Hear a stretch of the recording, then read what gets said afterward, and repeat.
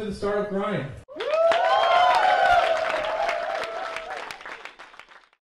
Good evening, Carmen. As we always do at Startup Grind, we start from the beginning. So could you give us a little bit of a background of where Carmen started her journey from? So what were you like as a child? What was your family like? Do you come from a family of lawyers or people who've been in business? Well, I am, as a child already grew up in Switzerland with a little bit special background, as my father is Colombian and my other grandmother comes from Germany. So there's already a certain mixture in the family, which also had an influence on my whole career, especially my father, who came from Colombia and then studied in Spain, met there my mother, and came to Switzerland, started the career here, had to redo exams as it was in the earlier days, no bilateral agreements with the EU, so it was a tough time at these days. Was of course important for us as kids. We grew up, we saw what had to be done in order to get at a certain level.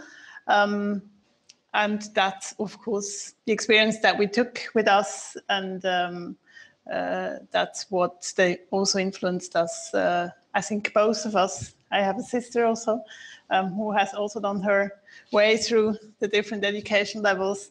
And yeah, they influenced us till today. Okay, that's good. So from, we'll say, when most kids are now thinking about what do I want to be, 15, 16, had you already decided that, I want to become a lawyer, or this is something that then happened as you went through higher education? It was sort of the last choice. Okay. I thought of anything else. I wanted to study history. I, of course, thought about medicine, as my father is a doctor. And then in the end, ended up studying law, because from all the different possibilities, that in the end, I thought it would be the best one, which I think it still is. IT is also, maybe at a later stage, I may have decided differently, but then after having finished school, I decided to go for law. Okay. So I guess the question that I think everybody has here is, okay, you started off as a lawyer. There's different paths you can take, some more profitable than others, obviously going into criminal law, or Switzerland is known as the banking and finance capital. So why did you decide on focusing on IT rather than maybe going into financial law or something along those lines, which may be more lucrative financially? Well, it was also a little bit, maybe not too focused, a little bit also coincidence. When I finished the attorney exams, I had a job here in Zurich, and I may also share some bad experience with you. I was there for around 5 weeks, and it didn't really work. So after 5 weeks, I was close to here at Bellevue. Well, alone, no job, looking for another job, because it didn't fit, which brought me then to SIX Financial Services. At that stage was Telecours, one of the leading group and the leading company for financial industry services in Switzerland. And there I came to IT. I remember that after my first 4 weeks, I was invited to a meeting concerning an escrow agreement. And I thought, escrow? What are we hell talking about? I had no clue at all. So that's where my IT law career started. Okay. So now that we know where your interest or love for IT comes from, we go into startup questions. So I'm a startup here in Switzerland, starting up. What's the best advice you could give me on something along the lines of incorporation? What would you advise I start off with? I'm a one-man band. I've got an idea. How do I go about it? Well, I think here in Switzerland it's rather easy. Depends a little bit on the risk you may have to take as an individual, whether you would like just to start by yourself without founding any kind of company, or you just go into direction of founding a corresponding company, which there are more or less two types of companies that could be founded. You need a little bit more or less capital, depends, at least 20,000 in any case, or then for an Inc. company you need at least 50. Normally, I have to confess, I think you may all know, you need anyway money. So you have to think how much you need, and then it's, I would say, within 40 to 36 hours it's founded. So then afterwards, once you have decided, it's not such a big thing anymore. Okay. A follow-on question from that. What are your thoughts on the current startup environment in Switzerland versus maybe a place like the US or the United Kingdom? Well, I think we have a lot of possibilities here in Switzerland to do business, to start, and then also be successful. We were just today together with some people from the audience at one of the IT conferences where they were contradicting opinions whether it is difficult in Switzerland to get money for startup companies. Personally, I think if you really need money, VC capital, you find it. Most of my clients normally get to the necessary foundings. So I think we have a good environment, but it of course could be done more in order to see that these types of companies then really are successful. Okay. As you mentioned in the first answer, you'd be looking at a minimum between 30 and 40,000 Swiss francs to get anything incorporated legally. Now versus maybe somewhere like the US or other parts of Europe, $100 gets you your LLC or your documentation done within 24 hours.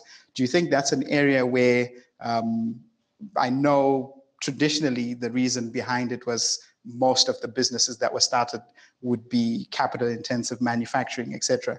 If I'm making an app, I don't need to have 40,000 in the bank to make my app. So do you think in that area there could be some changes in the law to allow more startups to come through? Certainly not within the next few years. Okay. It's clear to 20,000 this is fixed. There will there's no tendency to put down the capital.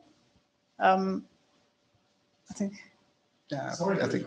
Yeah. FIFA is a so-called Verein, an association. Yeah. For an association, you do not need money. Correct. For example, and then you have the single owner enterprise. You neither need a startup capital, a legal startup capital.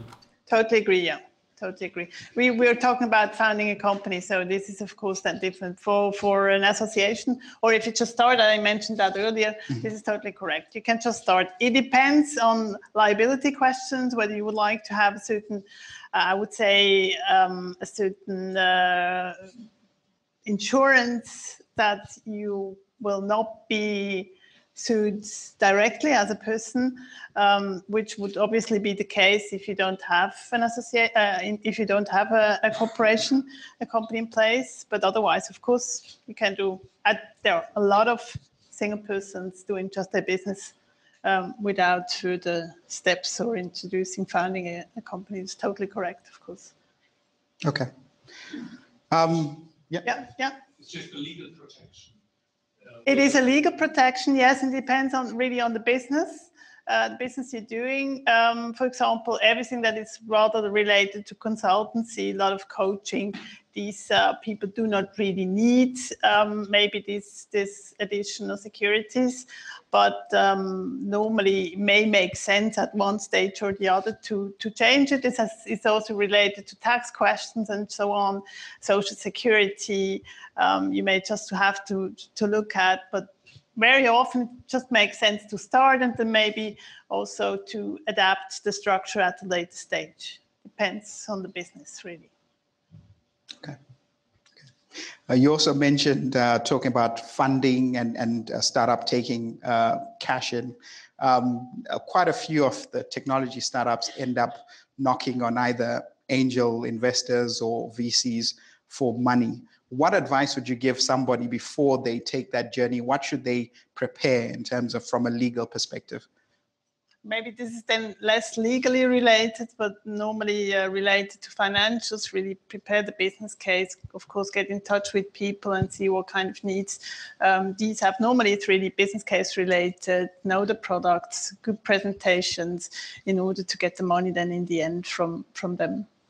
Okay, kind of a follow on from that, generally a VC will come with a term sheet that has certain information about what they expect. Are there any, in your experience, any things that an entrepreneur should be looking at when they get this, term sheet, which is, I guess, in most cases written in quite legal jargon? Is there anything they should be looking out for, which is a red flag? I wouldn't say so. I mean, also there it depends on the business. If this is, I mean, you're then rather very close related to whomever you depend on giving you the money. There has to be a certain trust on both sides. Of course, the exchange of information is important. Mm-hmm. Then also the structure of shares and whatever you have to hand in additionally. So these are the kind of things you may have to check. Also, what happens if you're really successful? How can you get your money maybe back or also get out of the whole thing? If something doesn't work, what happens then? If you have to quarrel, most of the time, then you may not have the money to quarrel around, but that's another story. But these are certainly questions that need to be answered, or at least you have to check the term sheets for these kind of points. Okay. Now, from I don't know whether you have experience in this, but I've started my startup, I've got a product, I'm now hiring employees.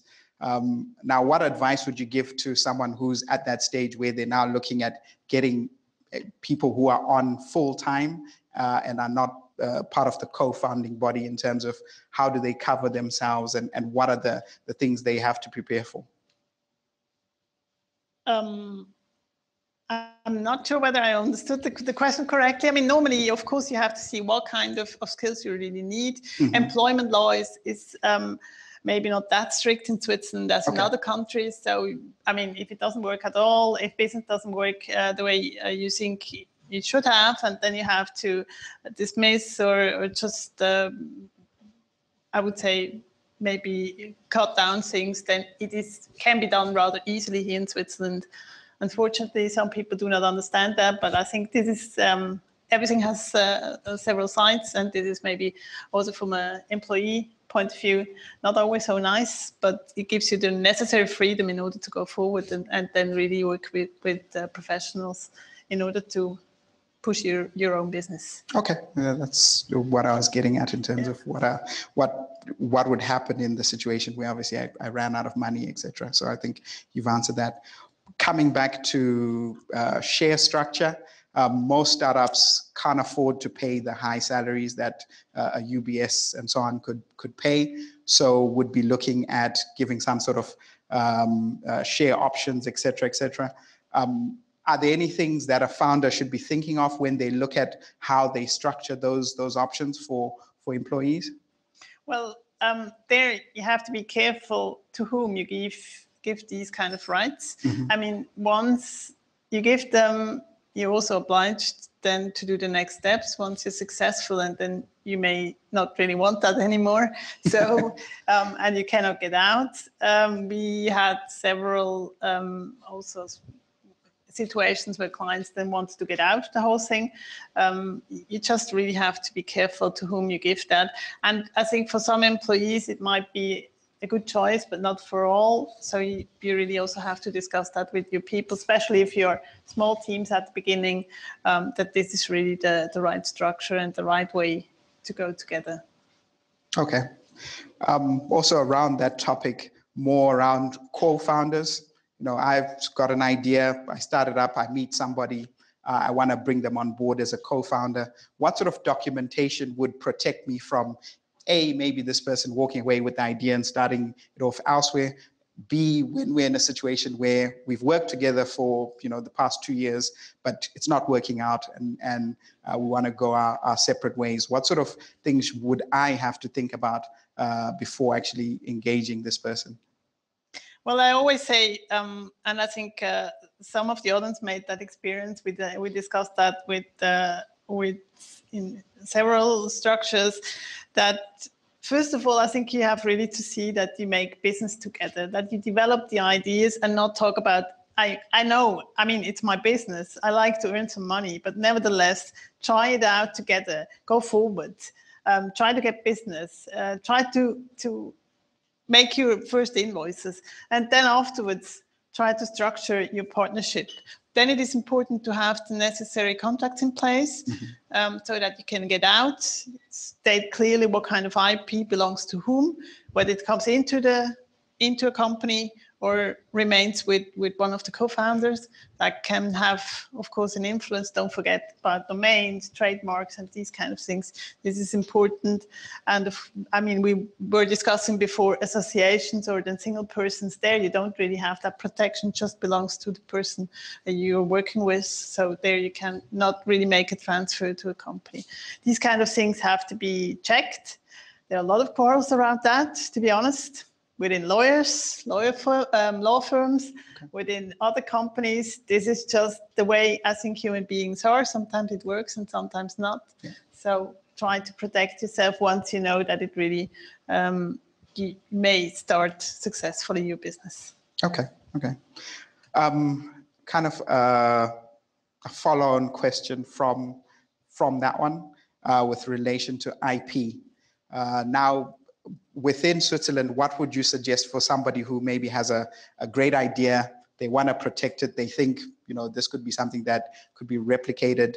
What are the steps and who should they get in touch with to be able to protect the idea before pushing it out? Yeah, we must differentiate whether we have ideas that may be protected via brand protection. We discussed that briefly before. In some areas you have registers like trademarks or design or patents. Then of course you can have that registered and also protected. For anything else, which is then of course IP, can be protected, but needs to be really pushed through. If someone else would like to or has copied it, then you really have to start fighting. You have to see with contracts and with the necessary, I would say, documentation in place that these kind of things are protected, as there are no registered for these kind of IP. So whatever concerns know-how, there is no really guarantee. You have to be better than anyone else. You have to be faster than anyone else. And you have to maybe also have a good lawyer. But I mean, in the end, it doesn't protect you 100%. You really have to see that you're progressing and trying to be faster, better than your competitors. Okay. A question related to that. I don't know whether you have experience with law outside of Switzerland, but in a situation where maybe I have this idea and I know that in terms of rights, I probably have a better chance registering in the US. Would you suggest that Swiss startups look at things like that in terms of maybe registering their company in another country and having that IP protection, where maybe here in Switzerland they don't have that register? Or you think whichever way, they would always end up in the same situation where it boils down to fighting your case in court? There's no right or wrong concerning that question. Yeah. If you have products that go into international markets, if you would like to address international markets, then of course it makes sense to have these questions checked. For example, whatever is software development cannot be protected generally. Here in Switzerland, mainly also cannot be protected in the EU, but it can be done in the US. So if you will act on an international level, it may make sense to check with a patent attorney in the US whether it can be protected there. It is expensive. patents normally are really expensive to have them registered. So we talk about 20,000 Swiss francs upwards. It's not cheap, which means you have to really think about it, whether you make that investment. And furthermore, IP protection only makes sense if you are willing to quarrel once you get attacked. And especially on a startup level, this may cost a lot of money and brings you in a situation where you could be pushed out of the market. So these kind of considerations need to be, these kind of facts need to be considered as well. Okay. So not for the faint-hearted. Now coming back to yourself and obviously your law firm, I guess for the audience here, when would they engage somebody like you? At what stage would I come to you and say, I need your help? Well, we help whoever wants to get into business, has a good idea, of course, with the notary public services already. We're acting as notary public in Zug. Then whenever the question is, can we do something? Can we protect? How should we structure the whole thing? We discussed that with the clients. Can be half an hour, can be a phone call, or it can be just more efforts to be taken in order to get to the corresponding answers. Okay. We're specialized in IT and IP, so whatever concerns totally different questions, we would then work together with some colleagues. Okay, okay. So it could be literally at the idea phase, or excuse me, or maybe when I now have a team and I'm looking to formalize things. Okay, yeah. So literally everybody here can pretty much jump into your office. Now, more related to yourself as an individual, how do you balance, because I know you're also part of organizations such as swissICT, so how do you balance life between your law firm and being involved in the decision-making in these forums? Well, I try to get involved, and I mean, IT is in the end a passion also, and I try to get involved where there are interesting questions that are influencing us as a society, maybe on the IT side, also maybe of course our clients, and then also as law firm. And I do not really separate these kind of things. And it's also important to have, I think, a certain engagement. And if then in the end you get a return with mandates, you do not really know. So this is an effort to be taken. It is interesting, it is passion, and then the rest hopefully will come. Okay, that's good. I know within your industry and definitely in the IT industry, there is, I'd say, very few females who come into both industries. Is there anything, for example, for most of the people in here, either startup founders or thinking about starting a startup, what advice would you give them to attract female talent?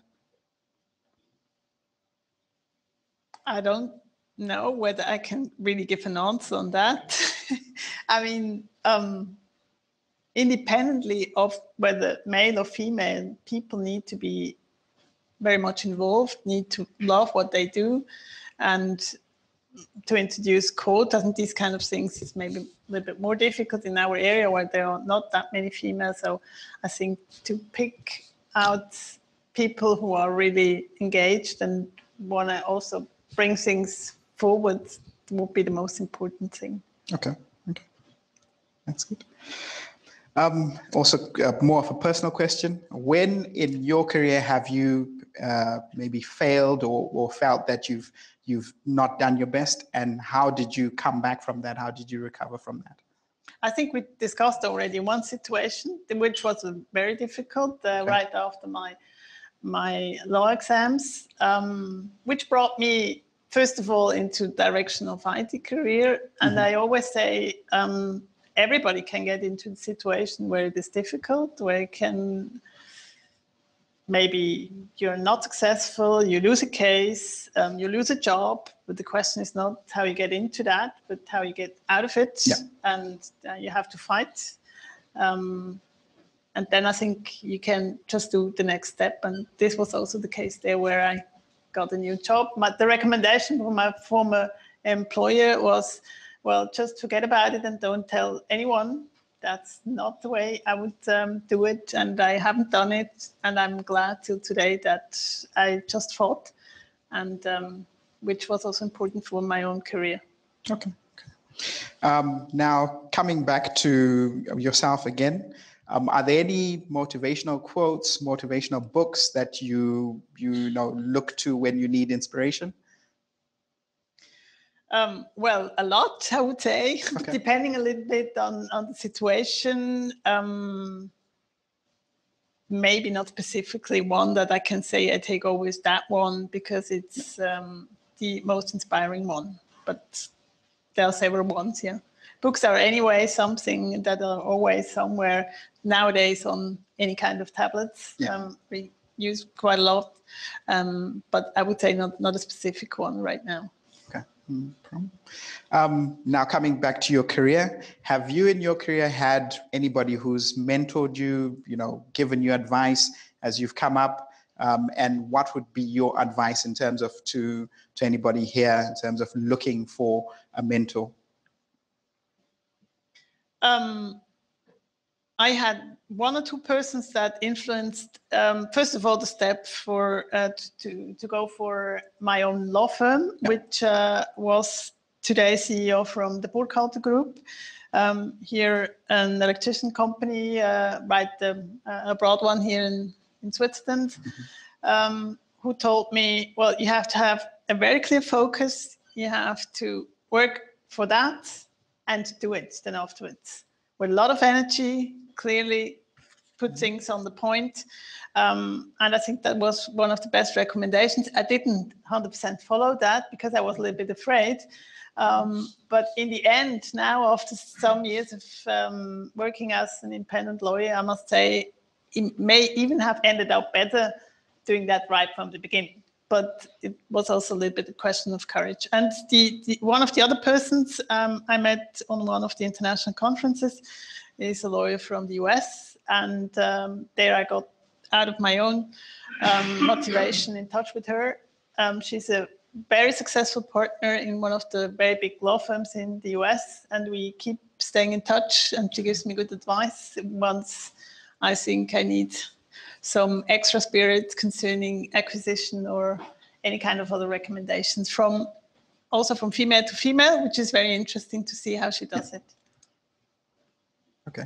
So what advice would you give to somebody in terms of looking for, because from what you've said, one is obviously in your chosen spectrum in terms of she's a lawyer. The other one is totally different, electrical firm. What advice would you give in terms of anybody looking for a mentor? What characteristics should they look for in a mentor?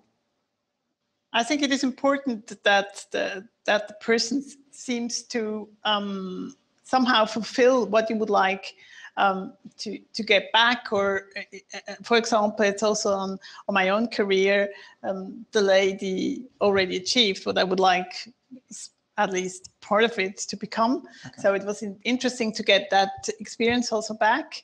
I think it's important to have a person that inspires you, that may be able to give you some very good advice, that is open and where you have a good relationship. And this can then also bring you forward concerning your own career. Okay, good advice. Now, obviously, most of the people here want to be successful. What advice would you give from your experience dealing with entrepreneurs to say, these are the things that you should be doing to have a successful startup? Personally, I think it needs a lot of passion, and passion again, and passion again, and it needs time and energy. There's no possibility, according to my own experience. I have started from scratch. I didn't have any kind of mandates. So what I have today, I built up by myself. It needs a lot of energy, and you really do have to want that, and then you will also make it. Okay, good advice. Now, how do you, with everything you do, balance work life? There is no work-life balance. Okay. Maybe that's also, you asked me before, as a female in that area. Well, I do not really separate private from business life, from family, from things go together somehow, and therefore it also just a little bit floating. I get mandates. I got also, when my kid was younger, mandates from women I met somewhere in the kindergarten or so. I mean, that's the way it works somehow, and I take it from there. And it's okay. I had a lot of inspiration from that different type of my life, and which makes it all together what I need, which is fine for me. Okay, that's quite interesting.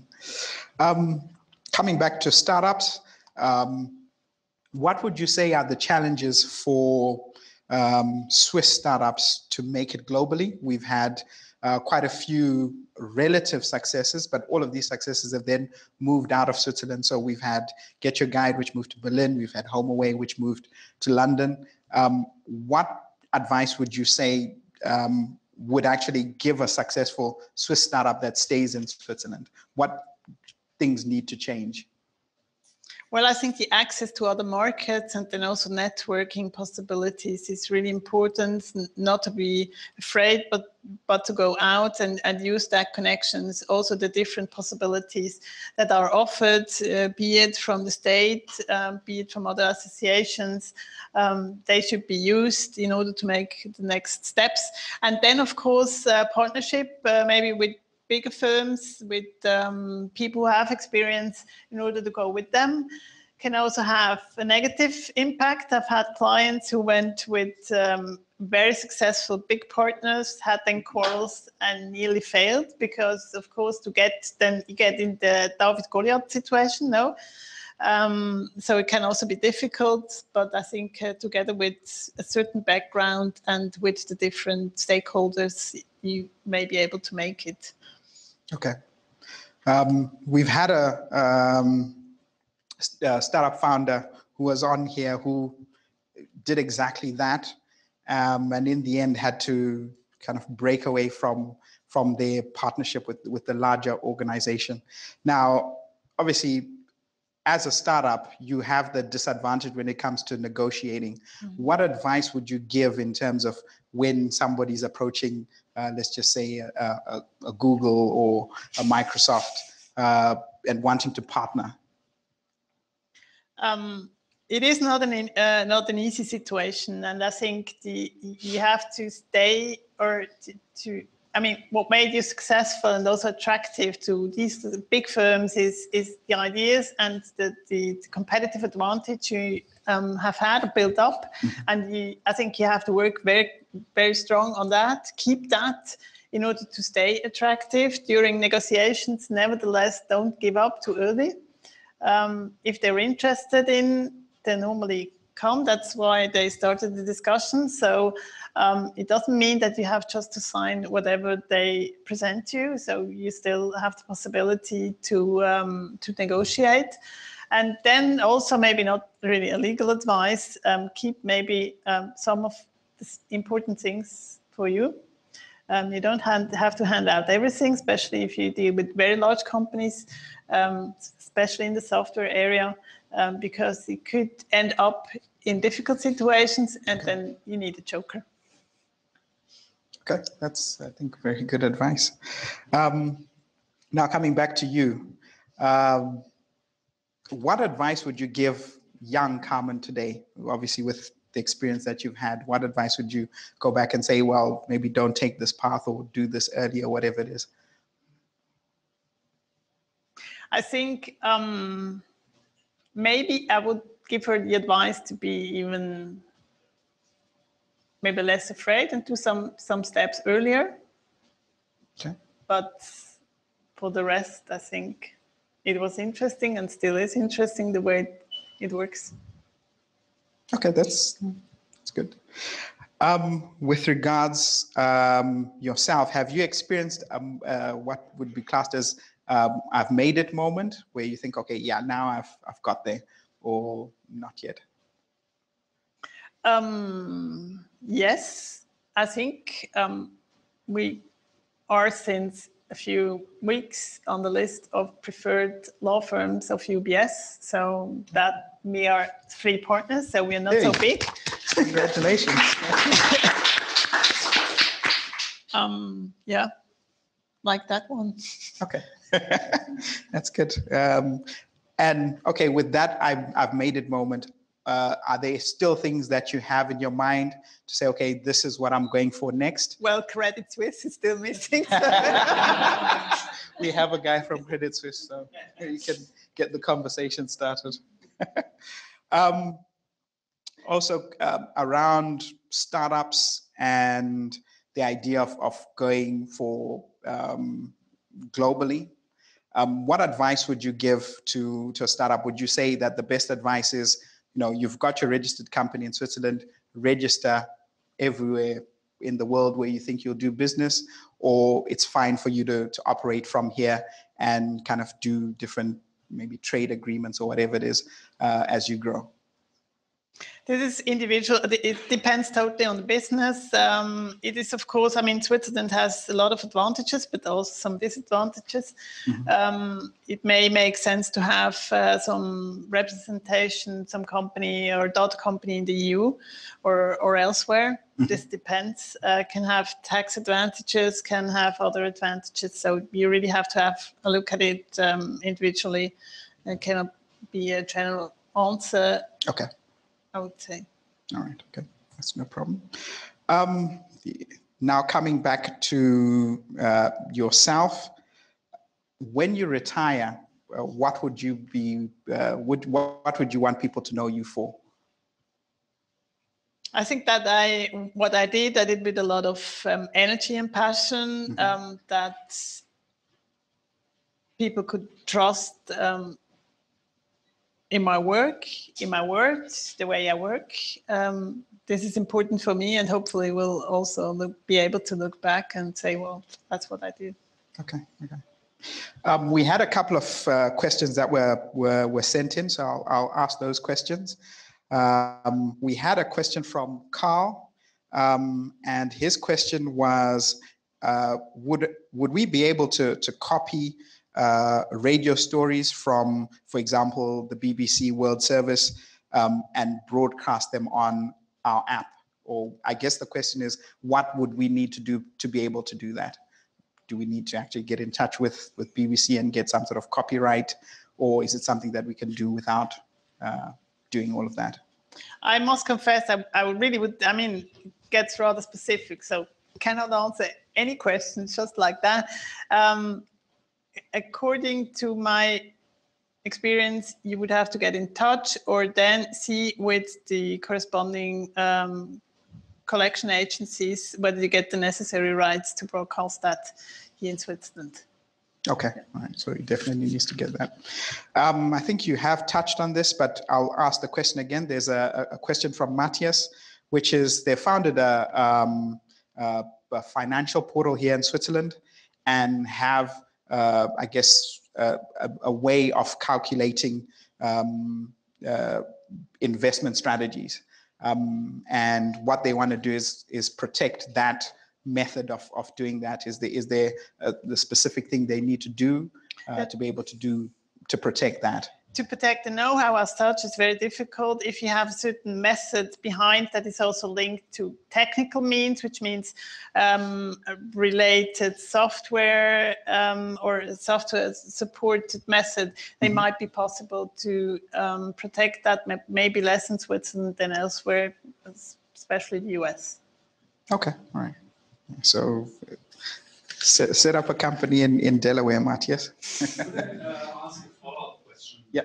Which are very close related. My question is following. First of all, we have content on the internet like bloggers. Very often these blogs, even the whole entry in the blog is copied from one website to the other, which is maybe not the intent of the blogger, the initial blogger. But the websites who publish it, they are somehow non-profit, so they do not really make profit on it. So you can't sue them. This is very much related to the radio news as well. I know Carl personally. He is essentially trying to publish radio news, which could be even a blog entry somewhere in the internet, and people listen to these radio news. What he calls radio could be a blog, and you simply listen to it. Yeah.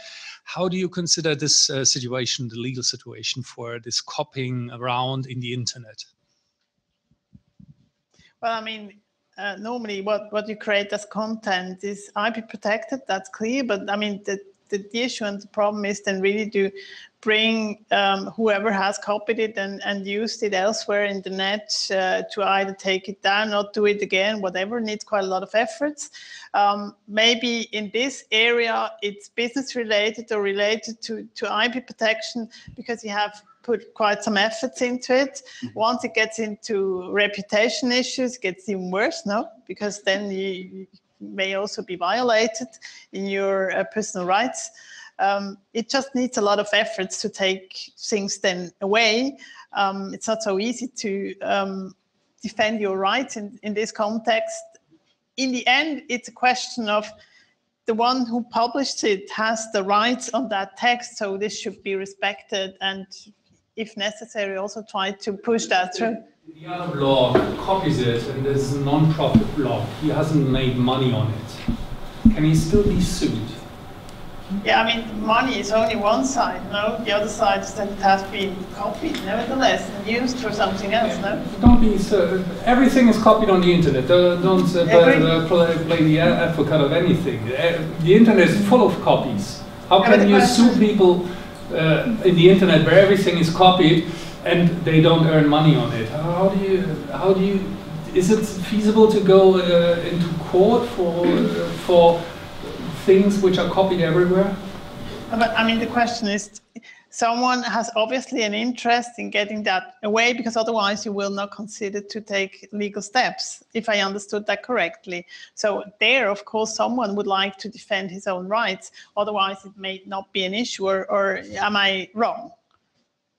So you're saying please take it away, and he takes it away, and that's it? No, I say that if you have, and if there is an interest that things are taken away because someone claims to have the rights on it, of course he can take legal action. Whether he will then in the end be successful, we would have to check together independently whether someone makes money out of it or not, because the one who feels violated, then of course he has the possibility to act. So that's the only thing I say. The rest we would have to check on an individual basis. Yes. So yeah, maybe we can take this subject a little bit deeper after the interview. We have another question here in the back. A follow-up. I think there are some examples of people who are posting on Facebook even some pictures, I think, and it was not for profit, and they got sued and had to pay money for them. So you can, I think. Just relate to this. If you copy the latest blockbuster movie for your private own, it's still illegal. So it's not the question whether you do it for any profit or not. If you copy the CD of Madonna or if you copy the latest James Bond movie, it's illegal. If you use it for private or not, it's just not a matter. So any other questions on any other topics or any other questions? Or Tim, do you have a few more questions? Yeah. Okay, but there's one over here. Yeah, go ahead. Yeah, hi. I was wondering if you could say a few more words on copyright law and software artifacts. So I'm more or less familiar with copyright law and how it applies to books, but when it comes to pieces of software, what exactly does copyright law cover? Well, concerning codes, I mean, obviously there's the right of the one who has developed it as such. So whatever is copied by someone else, then also you have the possibility to take legal steps. The the big issue is there too, to prove it, to prove who has done what, violated, not, were put into the another software, no, as a piece of the whole thing. I mean, these are normally the questions that come out and need to be discussed with the clients, who can then maybe explain more in detail what it's all about. But it's of course protected and could be sued if the necessary proofs are there and have a good chance to get through. So it only applies to code, not to an algorithm, for example. That.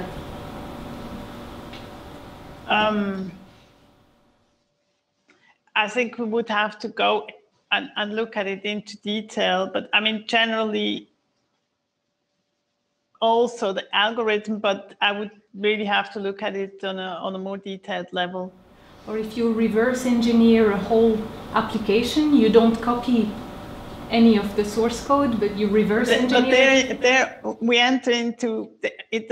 Then it's not so easy anymore to answer it, because Eidg have had a contractual relationship where reverse engineer, which is normally the case. Somewhere either you have to accept terms and conditions where this is excluded and not allowed, which means that it is a violation of the contract, and you can sue people having violated the contract, or we have sort of other maybe rules around it that may have been violated. If nothing is fixed, then we would have to go into law and see whether we have facts that would allow us to sue, but generally not allowed, and therefore any kind of copy acts there could be sued, as I would say, very general answer. Anything else would have to really be checked on the individual case. Okay, I've got some quick fire questions. So these are questions that I'll ask, and you don't really have much time to think about the answer. So it's what comes to your mind first. So I'll just go ahead. What item do you own that you would never sell? These pearls. Okay. What is your most unusual skill? Unusual. Something like you can juggle or something along those lines? I don't know whether it's unusual. I sew my clothes if I have time. You sew? Yeah. Okay, that would be classed as unusual. What's more important, strength, speed, or stamina?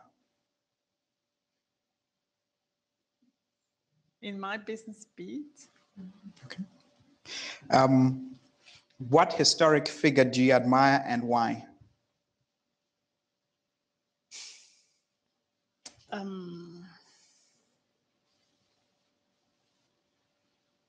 Elizabeth I. Okay. And why? She was female. She was very successful as a queen, one of the first females. Okay. What's the best compliment you've ever received? I cannot say. Okay. Okay. The reverse of that, what's the best compliment you've ever given? There too, I cannot say. I try to make a lot of compliments. Okay. What do you think, who do you think does a good job in terms of public figure? So we're thinking, you know, whether it's Steve Jobs or Bill Gates or whoever it is.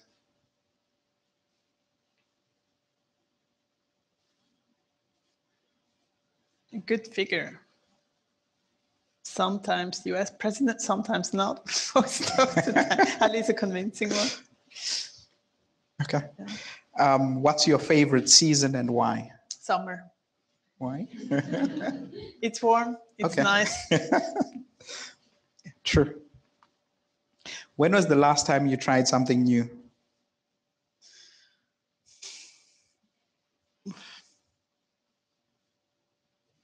Totally new. I don't remember.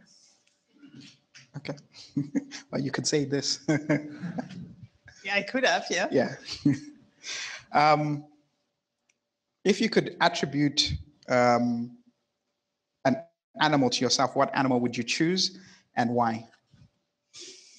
It gets more and more complicated.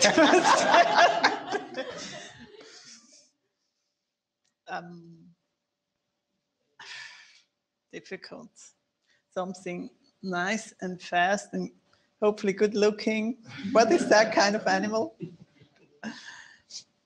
I don't know. There's a few that come to mind. Fast. I'd say panther, but that's my personal. Yeah, why not? Okay. That was a good suggestion, yeah. Proposal. That was the last of the quickfire questions. It's now open to the floor if there's any other questions or yeah. Thanks, Carmen. First of all, thank you very much. It's been extremely insightful and very useful. I have a question about disruptive innovation in startups. So you said you love a challenge and getting involved in something exciting and new. So do you have any special advice about getting involved in startups who are out to disrupt the industry or a particular industry segment? You mean how to get in touch with them or how to help to... Have you any advice on someone who wants to go in? I mean, clearly, from my point of view, having a good lawyer can be pretty useful. I think of someone like Uber. Yeah. Do you have any special advice, or have you come across any instance where someone's really specifically disrupted an industry?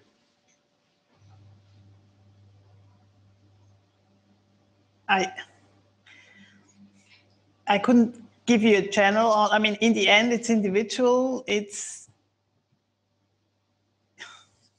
difficult, yeah. Yeah, yeah.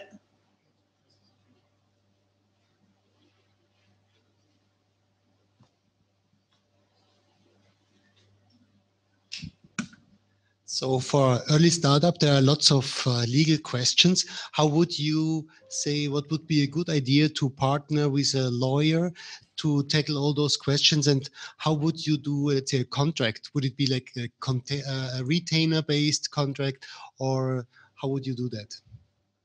On what exactly? Retainer? Yeah, for the relationship between the founders and the lawyer, to tackle all those legal questions and tasks? Well, normally people come, they have certain ideas, they would like to go into business, then we talk together, try to set it up. Normally, I mean, the sort of the general setup, how you set up any kind of company, any kind of relationship with co-founders.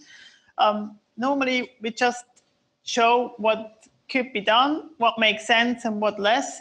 And as a lawyer, you then also have to be flexible concerning the relationship with your clients. Some have money, some have no money. You just have to find together a way to go forward. Some need a lot of advice and call you all the time. Others rather try to avoid that out of one reason or the other. It's really individual. So the idea is to talk together and to see what kind of steps the client would like to take. And as I said, I think it is important to set up certain things at that stage, but to do business is more important to go forward. Have I answered your question? Or Yes, thank you. I have another question. I have a Swiss startup, and we offer a service which can be used internationally. Of course, we try to have a Swiss law applied for all our clients, but a friend of mine said if, for example, if I offer the service for some dollars, for $100 a year or something like this, then it would be possible that not Swiss law is applied, but, for example, US law or the law of the where the client of our services.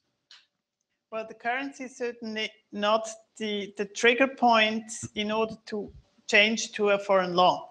So it might be your services that you offer abroad at another place to other customers. Sometimes it's nationality, but most of the time it's really where you offer your services there. This is linked to the applicable law, but it can be that you have a contractual relationship where you clearly fix the applicable law, and then of course it might stay Switzerland. Totally different question is, if you are in contract negotiations, especially with partners, what kind of law do you choose if you cannot agree on Swiss law? But that's maybe a topic some of you have already discussed with on any level, but as I said, that's a different one. What law should you use? It's rather easy. Switzerland, Swiss law, if ever possible, because it costs less. You have the knowledge here. I would say makes life a little bit easier, especially when you don't have too much money. If you have to go abroad with partners here in Europe, go and try for Germany. If necessary, Austria is less popular than Germany because Germany is rather close. I mean, they have liability issues that are a little bit tougher than ours, but still in the end, it's similar. And the more we go into direction of, I would say, UK common law, it gets much more expensive because the rates are much higher when you have to start quarreling. And you're less familiar with, which means whatever kind of questions you have, you need a UK lawyer, and then you really need a nice budget to get an answer. And then for any other kind of issues, you need to deal with your partners in order to find a solution, be it US or whatever. Okay. So actually, where this any quarrel would be settled, it depends on the contract, right? If I understand correctly. Okay. Yeah, thank you. Correct. Applicable law one side and place of jurisdiction the other one. I mean, where you would then end up at court. Maybe also arbitration, just to be mentioned. Arbitration is very expensive, so be careful with arbitration clauses. I cannot recommend that in general. Neither in Switzerland nor somewhere else, depends a little bit on the business. I mean, if it's a big business, concerns multinationals or very specific question where you need a lot of know-how, it may make sense. Otherwise, you really end up close to 150,000 Swiss francs upwards if you have arbitration case. So it really gets expensive. I got a situation where I need a lawyer to help me with a legal document. Do you do that sort of thing, like letter of opinion, for instance? Yeah. Oh, I will come to you then.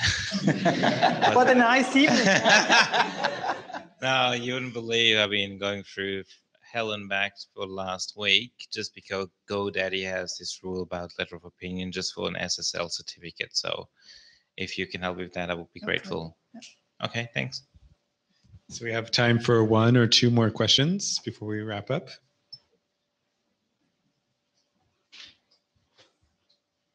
Oops. Hi, Carmen. So, Carmen, you know, I'm in the healthcare area, and I'm very curious about the explosion of mobile health applications.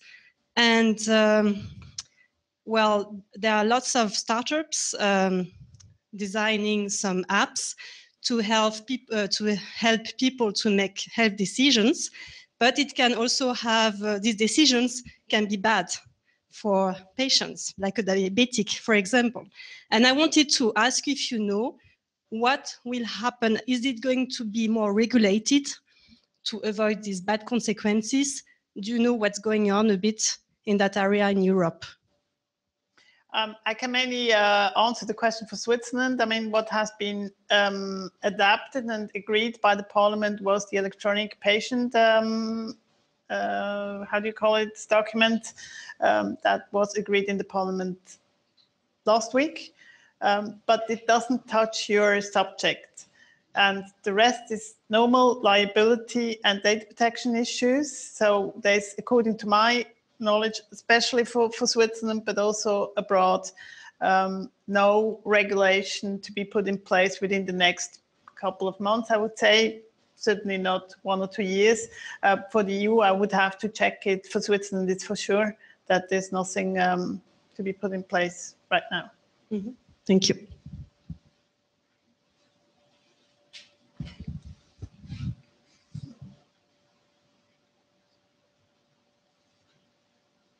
So you'll still be around for a little bit for the networking after? Yeah. Yes. So if you have any other questions, you can always talk to Carmen directly. And did you bring a lot of business cards? Yes. Good. So you can get her contact information. Thank you very much, Carmen, for your time and for the very interesting insights that you've been able to share with us. It's been very interesting, and I think we've all learned a significant amount and perked everyone's interest as well into thinking about that side of the startup world as well. It's one thing to want to be entrepreneurial and do a startup. It's another thing to be legally protected. So it's something very important to keep in mind. So thank you very much for your time this evening. Thank you.